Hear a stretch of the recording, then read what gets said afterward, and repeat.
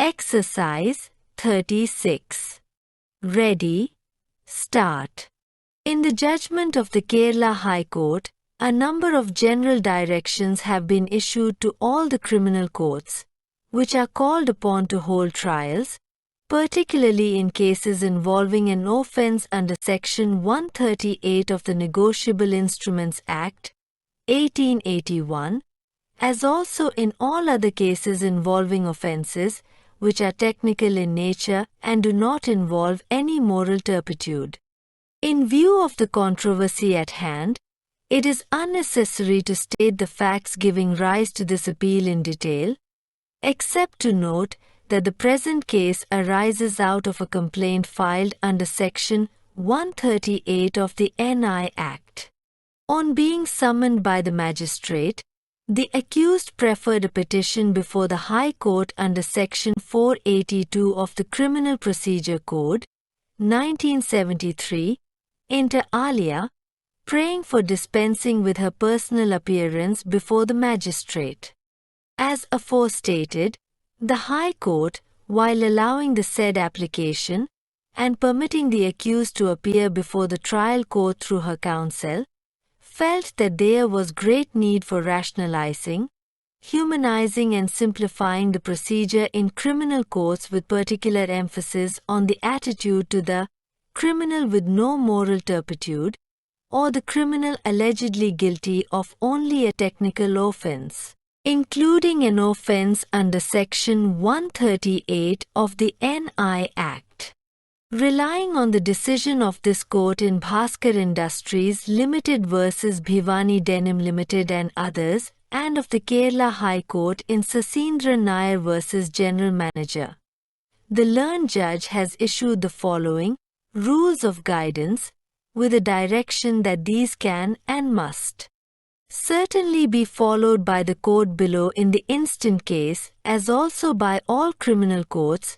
which are called upon to deal with trials under Section 138 of the NI Act.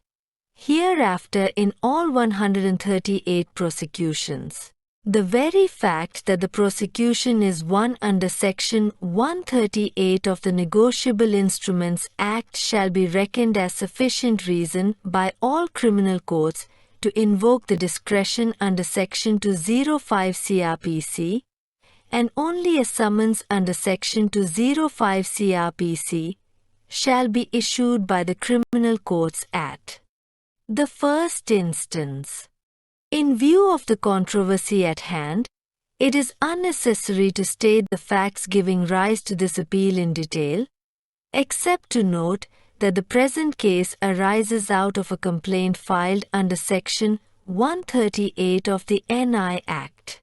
On being summoned by the magistrate, the accused preferred a petition before the High Court under Section 482 of the Criminal Procedure Code, 1973, inter alia, praying for dispensing with her personal appearance before the magistrate. In all pending 138 cases, also applications under Section 205 CRPC shall be allowed, and the accused shall be permitted to appear through their counsel. The plea whether of guilty or of innocence can be recorded through counsel duly appointed, and for that purpose personal presence of the accused shall not be insisted.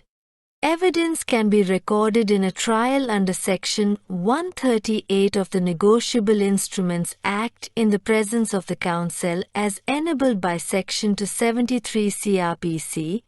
when the accused is exempted from personal appearance, and for that purpose,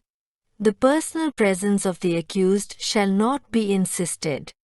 Examination under Section 313 B CRPC can be dispensed with under the proviso to Section 313 1, and if the accused files a statement explaining his stand, the same can be received by the court notwithstanding the absence of a provision similar to Section 233 and to 43 CRPC in the procedure for trial in a summons case.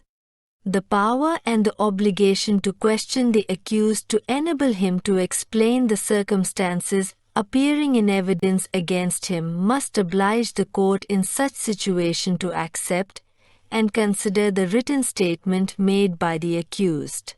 To receive the judgment also, it is not necessary or essential to insist on the personal presence of the accused if the sentence is one of fine or the judgment is one of acquittal. After the pronouncement of judgment, the case can be posted to a specific date with directions to the accused to appear in person to undergo the sentence. By that date, it shall, of course, be open to the accused to get the order of suspension of the superior court produced before court. Where warrants are to be issued in a 138 prosecution, ordinarily a bailable warrant under Section 88 CRPC must be issued at the first instance before a non-bailable warrant without any stipulations under Section 87 CRPC is issued. The above stipulations can only be reckoned as applicable in the ordinary circumstances and are not intended to fetter the discretions of the court to follow any different procedure if there be compelling need. In such event,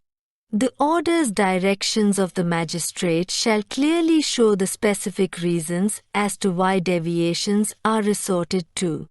So, any person having a grievance has the option of approaching this court.